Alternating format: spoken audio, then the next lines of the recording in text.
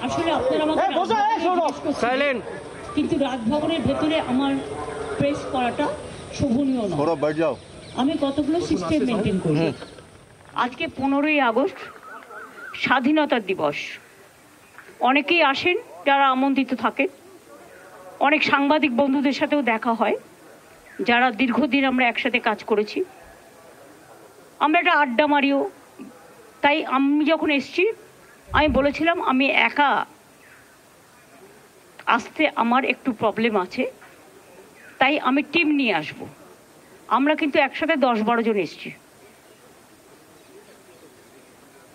এটা স্বাধীনতা দিবসের প্রোগ্রাম বলে তাই। হ্যাঁ, গভর্নমেন্টের যখন ইম্পর্টেন্ট কিছু থাকবে,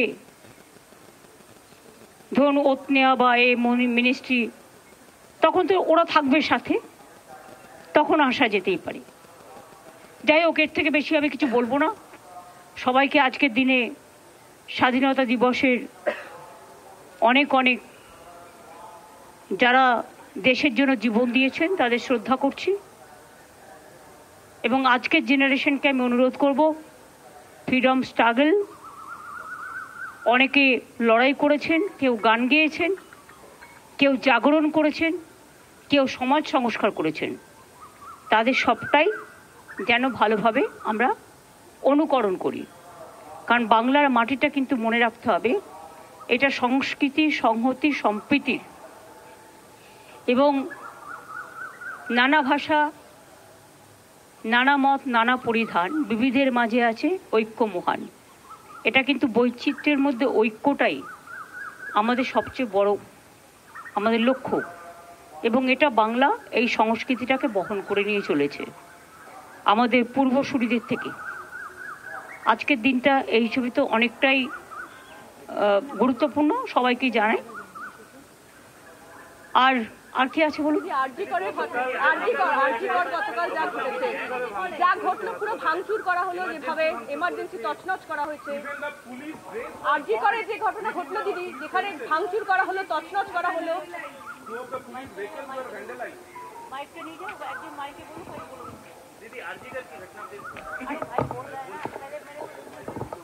দিদি, আরজি করে যে ঘটনা ঘটেছে গতকাল রাত্রে, যেভাবে তাণ্ডব চালানো হয়েছে, এমার্জেন্সি ভাঙচুর করা হয়েছে, আন্দোলনরত ছাত্রছাত্রীদের মঞ্চটাও ভেঙে দেওয়া হয়েছে, এটাকে কিভাবে দেখছেন?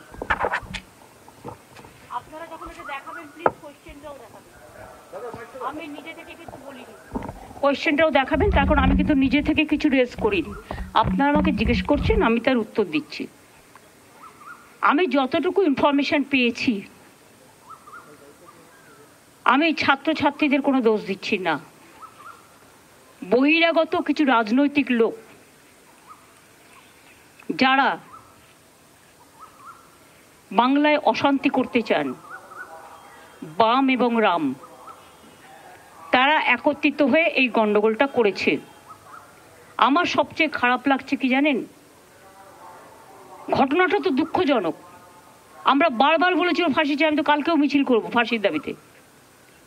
তদন্ত তাড়াতাড়ি হোক, আমরা তো রবিবারের মধ্যে শেষ করব ঠিক করেছিলাম। তা কোর্ট যখন সিবিআইকে দায়িত্ব দিয়েছে, তারা যে সহযোগিতা চাইবে আমরা করব। এবং আমরা সমস্ত ডকুমেন্ট দিয়েছি। যেগুলো কিছু কিছু লিক করা হচ্ছে, সেটা আমাদের পুলিশ যখন এনকোয়ারি করছিল কিছু লিক হয়নি।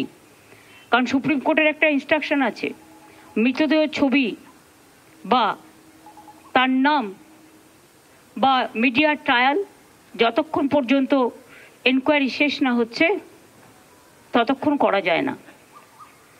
তাও আমরা কাল দেখেছি। আমার কথা হচ্ছে, মৃত্যুটা খুবই বেদনাদায়ক, তার পরিবারের প্রতি আমার পুরো সমবেদনা আছে। আমি কেন, আমাদের বাংলার সকলের, সারা দেশের সকলের। কখনো কখনো এক একটা ঘটনা ঘটে যায়, এটা একটা সামাজিক ব্যাধি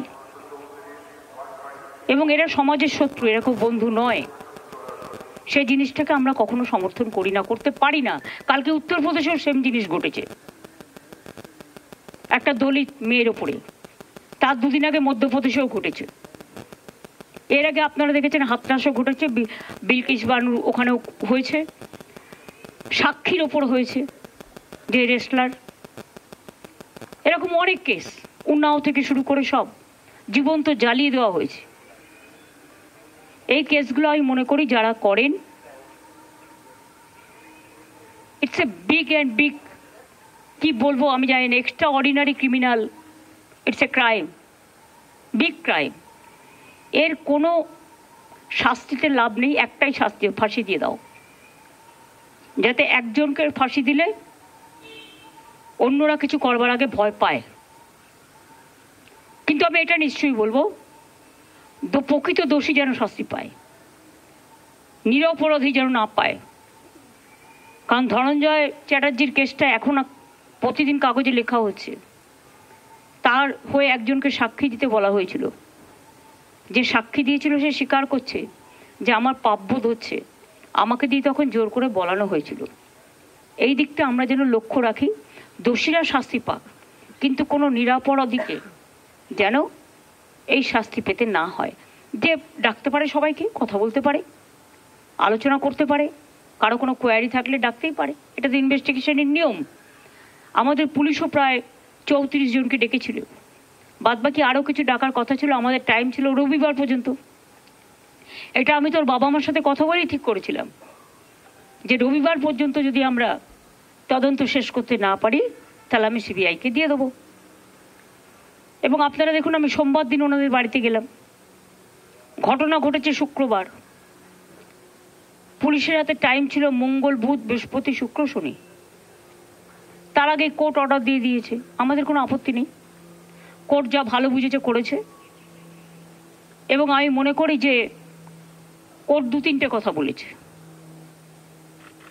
তার মধ্যে সিবিআই যেমন বলেছেন, সাথে সাথে এটাও বলেছেন যে আমি চাই যে যারা পরিষেবা দিচ্ছেন না তারাও কাজে যোগদান করুক। আমাদের তরফ থেকে হেলথ প্রিন্সিপাল সেক্রেটারি অনেকবার অনুরোধ জানিয়েছেন, আমিও পাবলিকলি অনেকবার অনুরোধ জানিয়েছি যতটা সম্ভব। যে ক্ষতি হয়েছে কালকে আরজি করে, যারা এই তাণ্ডব করেছে তারা কিন্তু ছাত্র আন্দোলনের সাথে, এই আরজি করে ছাত্র আন্দোলনের সাথে যুক্ত নয়, তারা আউটসাইডার আমার যতদূর মনে হয়। আমি যতটুকু ভিডিও দেখতে পেয়েছি, কারো হাতে ন্যাশনাল ফ্ল্যাগ, তারা হচ্ছে বিজেপি, আর কারো হাতে ডিওয়াইএফ এর সাদা লাল ফ্ল্যাগ। আমার কাছে 3টে ভিডিও আছে, আমি দেখেছি। কালকে পুলিশকে যেভাবে আক্রমণ করা হয়েছে, আমাদের একজন ডিসি যিনি নিরাপত্তার জন্য ওখানে ছিলেন, আমার 2জন ওসিও ছিলেন, 1 ঘন্টা তাকে খুঁজে পাওয়া যায়নি, আনকনসিয়াস অবস্থায় তাকে উদ্ধার করা হয়। তখন তার মাথা ফেটে মানে চুরচুর করে রক্ত পড়ছে। তাকে আমি সঙ্গে সঙ্গে রাত 3টে আমি পুলিশকে বলি ওকে অ্যাপেলেতে নিয়ে যাওয়ার জন্য, কারণ ব্রেন স্ক্যান ট্যান করতে হবে। আর এটা অনেক সময় মাথায় আঘাত পড়লে কোমা টোমাতে চলে যায়, সঙ্গে সঙ্গে ট্রিটমেন্টটা ঠিকমতো না হলে। তাছাড়াও অনেকেই মার খেয়েছে পুলিশের, কিন্তু আমি একটা সাধুবাদ তাদের দেবো, তারা ধৈর্য হারাননি। এত তাণ্ডব দেখেও তারা সহ্যের সীমা হারায়নি, তারা শান্তির জন্য কাউকে আঘাত করেনি, এটা ভালো। বাঁধ ভেঙে গেলে, একটা গান আছে না রবীন্দ্রনাথ ঠাকুরের, বাঁধ ভেঙে দাও, বাঁধ ভেঙে দাও, বাঁধ ভেঙে দাও। বাঁধটা ভাঙা উচিত না। আন্দোলনের পরিসীমা, আন্দোলনের সীমা যারা আন্দোলন করে তাদের নজরে রাখতে হয়। আমি ছোটবেলা থেকে আন্দোলন করেই জন্মেছি, আন্দোলন করেই বড় হয়েছি। আমরা কোনোদিন হসপিটালের ভেতরে গিয়ে সব তাণ্ডব করিনি, ফায়ার ব্রিগেডে গিয়ে এসব করিনি, এসব মাথায় রাখবেন। দীর্ঘদিন দাঙ্গার সময় রাজনীতি করিনি, বাবরি মসজিদ ধ্বংসের সময় আমি নিজে, তখন রাইটার থেকে কেউ বেরোচ্ছিল না, আমি নিজে বুদ্ধবাবুদের গিয়ে বলেছিলাম বলুন আমার কোনো সাহায্য লাগবে কিনা, কারণ সেই কদিন আমি একা রাস্তায় ছিলাম আর কেউ ছিল না। আর তখন একদিন শুধু 4-5 দিন বাদে মাদার টেরিজার সাথে আমার একটা দেখা হয়েছিল লামার্টিনায়, লোরেটো শিয়ালদার একটা স্কুলে, সেখানে হঠাৎ করে দেখা হয়ে গেল, কারণ আমি রিলিফ দিতে গিয়েছিলাম। তাছাড়া কেউ সেদিন রাস্তায় ছিল না। 7-8 দিন দাঙ্গায় প্রচুর মানুষ মারা গিয়েছে। এবং আজও আমি আপনাদের বলি, অনেক পরিষেবা না পেয়ে ফিরে যাচ্ছে গ্রামের গরিব লোকগুলো, তাদের ক্ষমতা নেই, তারা বিনা পয়সায় হাসপাতালে চিকিৎসা পায়, স্বাস্থ্যসাথী কার্ড আছে। আজকে আমি শুনলাম মারা তো গেছে কয়েকজন, বাচ্চা থেকে প্রেগনেন্ট মাদার থেকে শুরু করে বিনা চিকিৎসা দেওয়া হয়নি। কিন্তু তা সত্ত্বেও কিছু জুনিয়র ডাক্তার এবং অনেক সিনিয়র প্রফেসররা তারা অনেক জায়গায় এমার্জেন্সিগুলো করছেন বা ওপিডি করছেন। আমি তাদের অনেক অনেক ধন্যবাদ জানাই। আর বাদ বাকি যারা ধর্মঘটে এখনও আছেন সবটাই তো মেনে নেওয়া হয়েছে, অত কিছু বাকি নেই। আর এখন তো আমাদের হাতেও কেসটা নেই, কেসটা তো সিবিআইয়ের হাতে। আপনাদের কিছু বলার থাকলে আপনারা সিবিআইকে গিয়ে বলুন, আমার কোনো আপত্তি নেই, কোর্টকে গিয়ে বলুন। ম্যাটারটা তো এখন সাব জুডিস হয়ে গেছে। কাজে আমাদের তো এক্ষেত্রে সাহায্য করা ছাড়া আর তো কিছু নেই। কিন্তু দুটো ফ্লোর পুরো ভেঙে দেওয়া হয়েছে, মেডিসিনগুলো লোপাট করা হয়েছে এবং যত ইনফ্রাস্ট্রাকচার, ইকুইপমেন্টস, ইঞ্জেকশন থেকে শুরু করে যা যা লাগে টোটালটাই ধ্বংস করা হয়েছে। প্রায় আমি শুনেছি এটা, আমরা এখনো টোটালটা অনেক টাকার ইনফ্রাস্ট্রাকচার নষ্ট করা হয়েছে।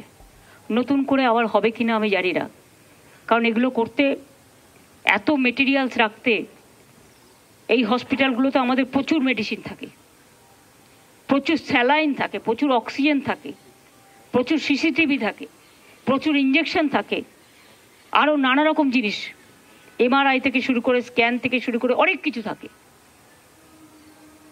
এবং আজকে আমি শুনলাম দু একজন পরিবার বলেছেন যে আমরা এখানে পেশেন্ট রাখবো না, ট্রিটমেন্ট হচ্ছে না, তার থেকে বেটার হচ্ছে আমরা বাড়ি নিয়ে যাব। তা যদি কেউ পেশেন্টকে বাড়ি নিয়ে যেতে চায় সেটা তাদের নিজেদের ব্যাপার, নিজেদের অধিকার।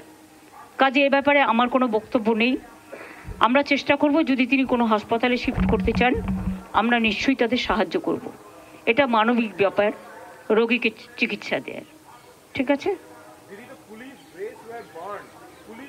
পুলিশের ড্রেস পুড়িয়ে দেওয়া হয়েছে, পুলিশের মাথা ফাটিয়ে দেওয়া হয়েছে, পুলিশকে জঘন্যভাবে আক্রমণ করা হয়েছে।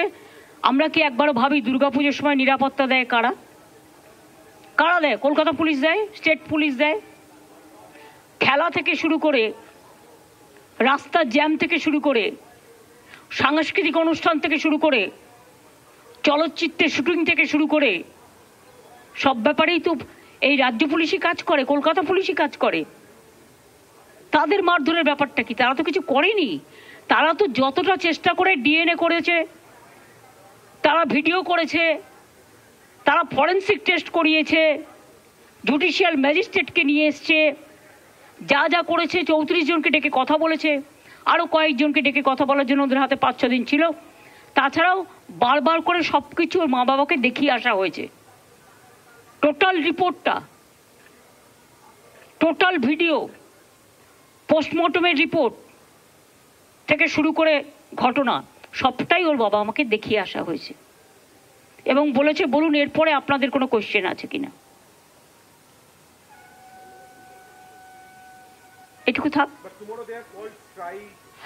আমাদের বাংলায় স্ট্রাইক হয় না, কারণ আমাদের স্ট্রাইক বন্ধ করা আছে। যে স্ট্রাইকে জয়েন করবে সে নিজেরটা নিজে বুঝে নেবে। বাট আমি সবাইকে আবেদন করব সব খোলা রাখতে। বাংলাকে অচল করে দেওয়ার পরিকল্পনা করে সন্ত্রাস করার একটা চক্রান্ত চলছে বাম আর রাবের। আমি সবাইকে বলবো সব সোশ্যাল নেটওয়ার্কের সবটা কিন্তু ঠিক নয়। আজকাল এআই এর মাধ্যমে আমি জানি না, হয়তো আমার মুখ বসিয়ে দিল, আমার গলাটা নকল করে কিছু বলে দিল, এতে বিশ্বাস করবেন না। আমি যখন বলবো সবাইকে বলবো। আর আমি টুইটারে আমি মেসেজ দিতে পারি বড় জোর, কিন্তু আমি বলতে যাবো কেন? যখন অনেক প্রেস আছে তাকে আমি অডিও ভিজুয়াল এড আমি দিতে পারি, ভিডিও দিতে পারি। সুতরাং আপনাদের আমি এটা বলবো বারে বারে যে টোটাল সোশ্যাল নেটওয়ার্কে যেমন একটা প্লাসও আছে, মাইনাস হচ্ছে সাইবার ক্রাইমের একটা বড় জায়গা। কেউ কেউ ভাবছে মিথ্যে কথা বলে আমার ইউটিউবের চ্যানেলটার দর্শক বাড়িয়ে নিই এবং বাড়িয়ে নিয়ে আমি একটা ইনকাম করতে পারবো, এটা একটা ব্যবসা হয়ে গেছে।